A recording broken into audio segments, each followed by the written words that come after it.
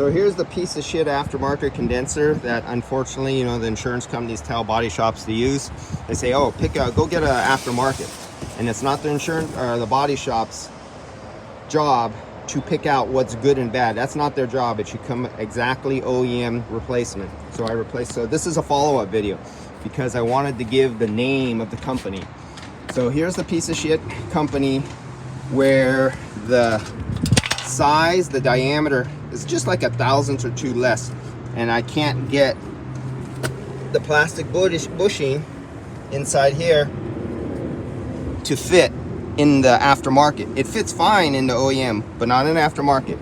So this is the name of the company, the model number, and this is the name of the distributor.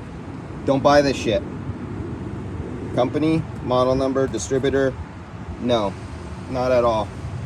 And I'm telling them to take this shit out of here unless I could really wiggle it in there and get it in there so it fits without breaking anything or messing up anything, because I see it's already partially messed up because the poor technician was trying to get it in there and he was struggling with it, and now I see why it got messed up because of these guys.